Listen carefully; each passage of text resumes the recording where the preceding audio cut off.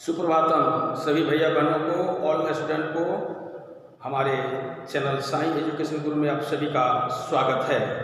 आज हम लोग पढ़ने जा रहे हैं कक्षा द्वादश, विषय हिंदी, आरोह भाग 2 के अंतर्गत पाठ है पहलवान की ढोलक, जो एक प्रसिद्ध कहानी है और इसके लेखक है फणीश्वरनाथ रेणु जी। आप देख रहे हैं इसके लेखक है फणीश्वरनाथ रेणु जी। इनकी चर्चित प्रतिनिधि कहानियों में से कहानी है पहलवान की ढोलक। ये पहलवान की ढोलक जो है सो फणीश्वरनाथ रेणु जी की प्रसिद्ध कहानियों में से कहानी है। ऐसे आंचलिक कथाकार के रूप में प्रसिद्ध जाने जाते हैं और इसमें प्रसिद्ध ये कहानी में जो पात्र है, प्रमुख पात्र है लूटन सिंह। उस लूटन सिंह के गुरु का नाम है ढोलक। उस ढोलक के बल पर ही वो सारे काम, सारे जो है सो करवट बदलना, दांव काटना, पहलवान को चारोचित कर देना, ये सब चीज़ जो है सो ढोलक के माध्यम से वो सीखे हैं। आज इस कहानी के माध्यम से हम देखेंगे विभिन्न तरह का जो बोल है। सबसे पहले इस कहानी का पूर्ण रूप से सारांश को भी समझेंगे, सार को भी समझेंगे और महत्वपूर्ण बातों को भी सुनेंगे जो आपके लिए परीक्षा उपयोगी है और साथ साथ बहुत ही अच्छी बातें भी इसमें देखने को मिलेगा। ये जो है पहलवान की ढोलक प्रसिद्ध फणीश्वरनाथ रेणु जी की प्रतिनिधि कहानी में से कहानी है। ये कहानी मुख्य रूप से लूटन सिंह का एक पहलवान नामक के प्रति जिजीविषा का वर्णन करती है। पहले हम लोग जानकारी करेंगे कि इसमें महामारी की भयावह स्थिति किस प्रकार से थी। महामारी की जो भयावह स्थिति थी वो किस प्रकार से थी, आज के समय में ये क्या हो गया है, इसके बारे में इस पाठ में कुछ वर्णन है। उस समय की बात कर रहे हैं जिस समय ये घटना घटी है। गांव में हैजा और मलेरिया बुरी तरह से फैली हुई थी। रात का अंधकार और भयानक सन्नाटा, जैसो आकाश में तारे चमक रहे थे और अतिरिक्त प्रकाश का नाम नहीं था, क्योंकि उस समय आज की तरह से बिजली बल्ब का भी प्रयोग नहीं हो पा रहा था। आविष्कार तो हो चुका था लेकिन घर घर में इसका उपयोग नहीं हो पा रहा था। दुर्भाग्य था, रात्रि अमावस्या की थी। जंगल से गिद्दड़ यानी सियार और उल्लुओं की भयावह आवाज़ वातावरण को निरस्त यदा भंग कर देती थी। झोंपड़ियों में पड़े मरीज हे राम के शब्द को टेर रहे थे, हे भगवान की टेर लगा रहे थे। बच्चों के निर्बल कंठों से माँ की चित्कार के साथ साथ बच्चों की रोने की आवाज़ें आ रही थी। कुत्ते जाड़े के कारण राख के ढेर में शरीर को सिकोड़ कर पड़े थे। जब वो रोते थे तो वातावरण में दहशत फैल जाती थी। जी हाँ बच्चों, आप ध्यान से सुनेंगे इस कहानी में। ये था भयावह स्थिति। और कौन सी बीमारी के? हैजा और मलेरिया के। हैजा और मलेरिया जो है सो बहुत ही भयावह स्थिति थी। उस समय विज्ञान का उतना तकनीकी चीज़ का आविष्कार नहीं हो पाया था, जिसके कारण लोग इसके इलाज नहीं जान पा रहे थे और केवल झाड़ फूक और जादू टोना या टोटका के पर ही ज़्यादा विश्वास किया करते थे। आज के समय बदल गया है। आज हम वैज्ञानिक युग में जी रहे हैं। आज विभिन्न प्रकार के बीमारियों का निचोड़ तुरंत विभिन्न प्रकार के लैब से जानकारियां हासिल हो जाती है। फिर हम उसके विभिन्न प्रकार के दवाओं का प्रयोग से बहुत जल्दी निजात पा जाते हैं। पहले ऐसा समय नहीं था। पहले के लोग इसके इतने आविष्कार नहीं हो पाया था और ना इस तरह के बीमारियों की जानकारी होती थी, कैसे उसका निजात पाया जा सकता है। तो पहलवान लूटन सिंह जो है उनका गुरु ढोलक है। रात्रि के भयावह स्थिति पर जब सन्नाटा रात में छाया रहता है, उस समय जो देखा जाए तो पहलवान की ढोलक निरंतर बजती रहती है और दिन हो या रात ढोलक की आवाज़ चट धा। अब हम विभिन्न प्रकार के ढोलक की आवाज़ का भी हम ब्लैक बोर्ड पे लिखे हुए हैं। देखिए लिखा होगा पहला का नंबर में चट धा आजा भीड़ जा, चट धा आजा भीड़ जा। दूसरा भी बोल देखेंगे चटाक चट धा, उठाकर पटक दे। तो यहाँ पर बोल आया है चटाक चट धा अर्थात आजा भीड़ जा, आजा भीड़ जा। बीच बीच में चटाक चट धा की आवाज़ आती है। इस ढोलक की आवाज़ से लूटन सिंह को पूर्ण रूप से ताकत मिल जाता है और ताकत मिलते साथ ही वो क्या करता है, अपने दुश्मन को, अपने जो ललकारने वाले होते हैं उनको उठा के पटक देता है। ये शक्ति उनको बचपन से ही अपने दूध गोरस खा करके प्राप्त किया है। कहीं वो प्रशिक्षण प्राप्त नहीं किया है, बल्कि अपने घर में अर्थात माँ बाप का तो वो बचपन में ही उसके चल बसे, उनकी सास जैसे उसको लालन पालन करती है, और जब सास के यहाँ भी अत्याचार होता है उस अत्याचार का सहन वो नहीं कर पाते हैं, इसलिए रह रह करके अपने बाहुबलों को ताकत जुटाने में जुट जाते हैं, मवेशियों को चराने जाते हैं। बहुत दूध ताज़ा उनका है मिल जाता है, दूध खा करके और कसरत करके अपने पहलवानों को गिन गिन करके मने उठा के पटकने का, सबक सिखाने का उन्होंने कसम खा लिया होता है, और अंत में ये करता ही है। इस प्रकार से जो ढोलक की आवाज़ होती है, उस ढोलक की आवाज़ पर उन्होंने अपने जो ललकारने वाले प्रसिद्ध पहलवान होते हैं उनको भी उठा के पटक देते हैं। ये आवाज़ मृतक जैसे गांव में संजीवनी शक्ति को मिलती है। ढोलक की आवाज़ मिलते ही गांव में सन्नाटा जहाँ छाया रहता है, हैजा और मलेरिया बीमारी के कारण जो लोग परेशान हुआ करते हैं, गिद्दड़ और उल्लू की आवाज़ से जहाँ भयावह स्थिति होती है, उस जगह ढोलक की आवाज़ सारे गाँव वासियों को संजीवनी विद्या की तरह से संजीवनी माने शक्ति भरती है। जिसे घर के लोग लुटन पहलवान के नाम से प्रसिद्ध थे। लुटन के बचपना किस तरह से बीता है, इस कहानी के कुछ निचोड़ आप लोगों को बताने जा रहा हूँ। लुटन की शादी बचपन में हो गई थी, लेकिन जब वो 9 वर्ष का था तो माता पिता की मृत्यु हो गई, अतः उसका लालन पालन उसकी सास ने किया। माँ बाप के मर जाने के बाद शादी तो बचपन में हो गई थी, तो लालन पालन उसकी सास ने की। बचपन में ही ये गाय चराता और धरोश में दूध पीता था, कसरत किया करता था, तथा गांव वालों से सास को मिली तकलीफ़ों का बदला लेने की आकांक्षा में उसे पहलवान बना दिया। ये पहलवान यूँ नहीं बना, गांव वालों ने उनके सास पर जो अत्याचार किए हैं उन्हीं अत्याचारों का बदला लेने के लिए उसी आकांक्षा से ये तिसोस में दूध पी करके और पहलवान बने हैं। जब वो कुश्ती लड़ने लगता और कुश्ती लड़ के सीखा था, व्यायाम कर सीखा है। इसके बाद होता है अगले घटना गांव में प्रतिवर्ष जो घटना घटती है उसमें से एक वर्णन आया है, श्यामनगर का दंगल। जी हाँ, एक बार श्यामनगर में होने वाले कुश्ती दंगल का देखने के लिए ये गया था। वो प्रतिवर्ष वो दंगल हुआ करता था, अखाड़ा सजता है, प्रसिद्ध जाकर के कुश्ती लड़ने वाले पहलवान लोग आज जुटते हैं और पहलवानों के ललकार पर लोग उसके टक्कर लेने के लिए जुटते हैं। तो दंगल में पंजाब से गुरु पहलवान बादल सिंह के नाम चांद सिंह का पहलवान भी आया था। तो चांद सिंह अपने गुरु बादल सिंह के साथ वहाँ पर जो प्रसिद्ध पंजाब के उसमें बहुत प्रसिद्ध पहलवान हुआ करते थे, उसे श्यामनगर के दंगल में वो अपने गुरु बादल सिंह के साथ चांद सिंह जैसो की आया हुआ था। उसने अपने उम्र के सारे पहलवानों को पछाड़ दिया था। चांद सिंह उस समय के जो प्रसिद्ध पहलवान होते थे, अपने बाहुबल पर, ताकत के बल पर उस समय के प्रसिद्ध पहलवानों को पछाड़ रखे थे, जिसके कारण लोग उसके पास टक्कर लेने के लिए जुटते नहीं थे। शेर के बच्चों की उपाधि उसकी प्राप्त हो गई थी, इसलिए उसका नाम शेर के बच्चे की उपाधि किसको मिल गई थी? चांद सिंह को मिल गया था। चांद सिंह भिड़ने की हिम्मत किसी पहलवान को नहीं थी।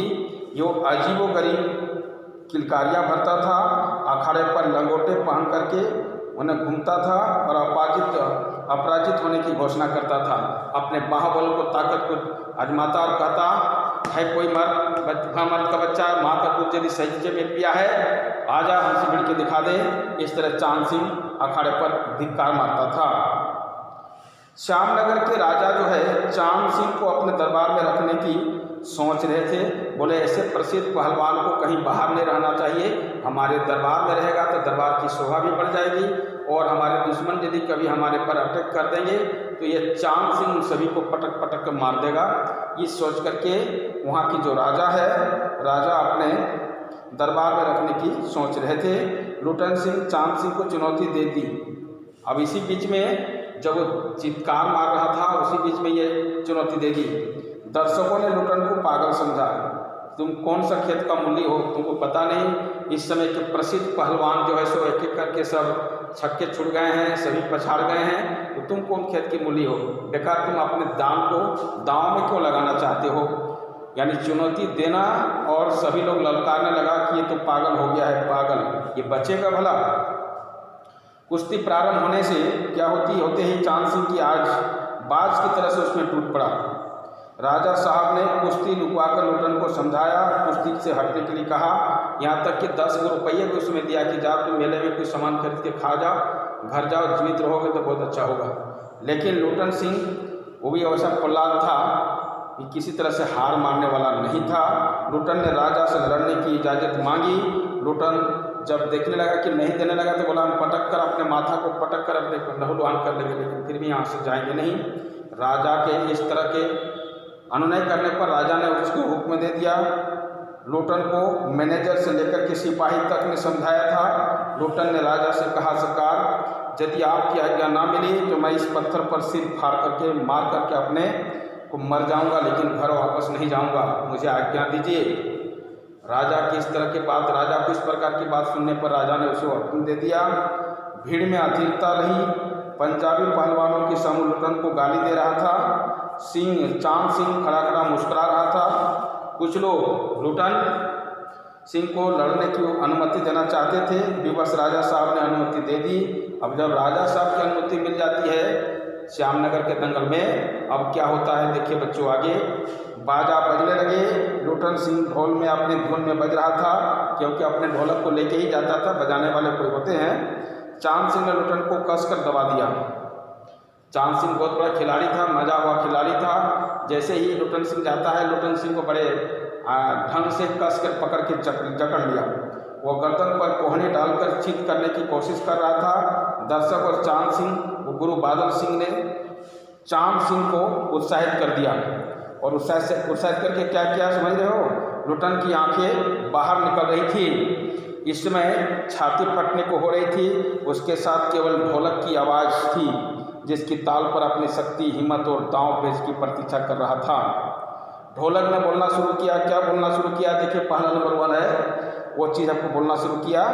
धाक धीना त्रिकिट तीना, धाक धीना त्रिकिट तीना। यहाँ पर क्या है, धाक धीना त्रिकिट तीना।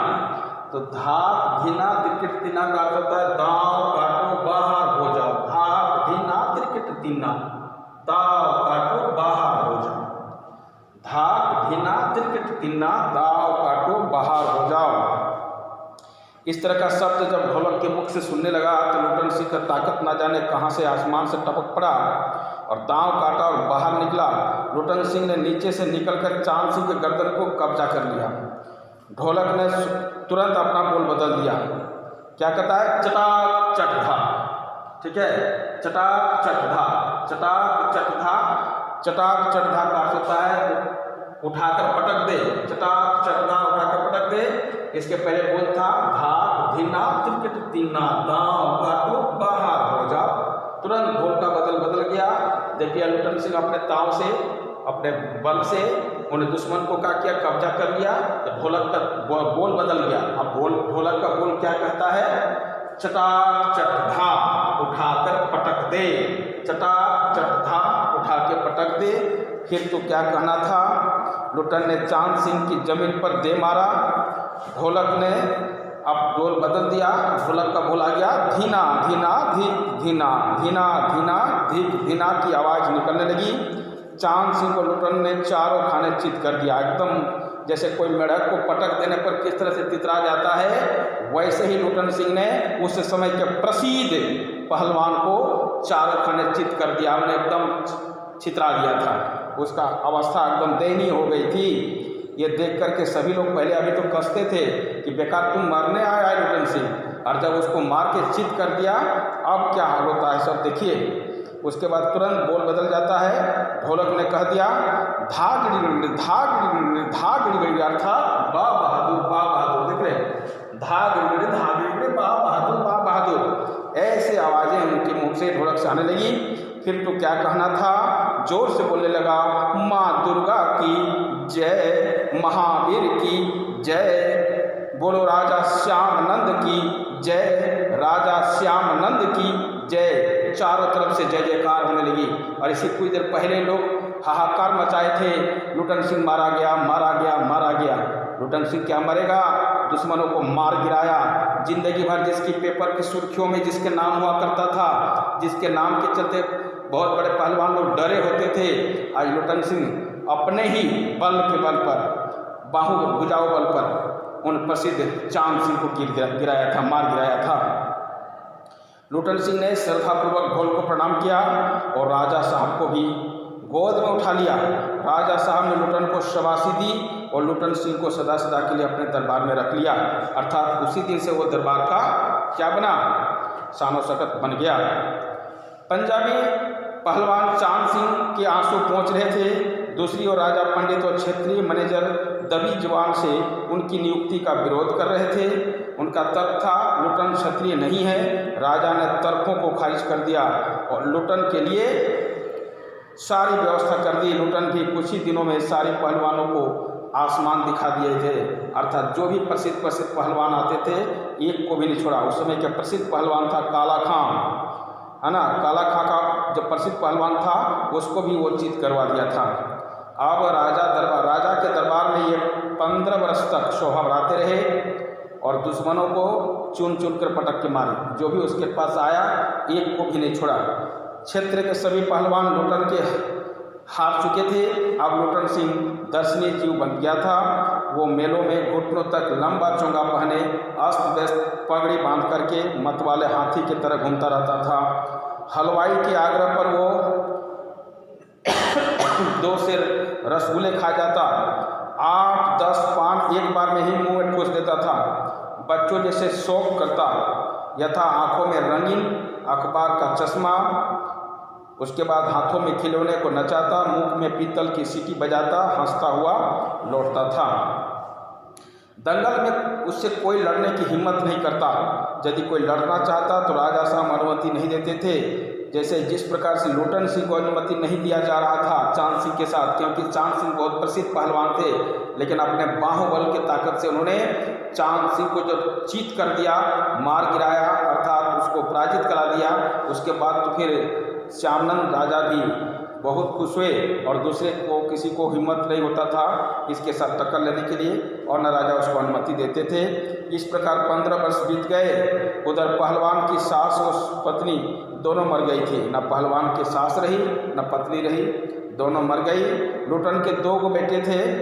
दोनों बेटे पहलवान की तरह से लड़कों को देख करके लोग कहते वाह, बाप से भी बढ़कर के बेटा निकला। दोनों बेटा पहलवान जैसे। दोनों ही लड़के राज दरबार में भावी पहलवान घोषित हो चुके थे कि पिताजी के बाद आने वाला समय में ये दोनों उनके बेटा ही जैसों की पहलवान होंगे। अब इसी बीच में कुछ दिशा और दशा प्रत्येक मनुष्य का 10 साल में बदल जाता है। वही हाल इसके घर में भी होता है। आंकड़े में उतरने से पहले ढोलक को आपका क्या होता। अब यहाँ देखिए, ज़्यादा दिन तक नहीं चला। अब लोटन के पास सीखने के लिए अपने 2 पुत्र ही थे, क्योंकि राजा का जो बेटा था वो ब्रिटिश में कहते हैं ब्रिटिश में अर्थात विदेश में ही पढ़ने गया था। वो जब घर आता है ना, उसके बाद उसकी स्थिति क्या होती है, इस पहलवान को घर से निकाल दिया जाता है और बोला इस सब की ज़रूरत हमारी सभा में नहीं है। अब लोटन की अंतिम समय के बाद है राजा की मृत्यु। अचानक राजा का स्वर्गवास हो गया। नए राजकुमार ने विलायत से लौट करके राजकाज अपने हाथों में ले लिया। राजकुमार ने प्रशासन को चुस्त दुरुस्त करने की दृष्टि से तीनों पहलवानों की छुट्टी कर दी। तीनों बाप बेटे ढोलक कंधे टांग करके अपने गांव लौट आए। गांव लौटे किसानों ने उसके लिए एक झोपड़ी डाल दी। यहाँ तक कि गांव के नौजवान ने ग्वालों की कुश्ती सिखाने लगे।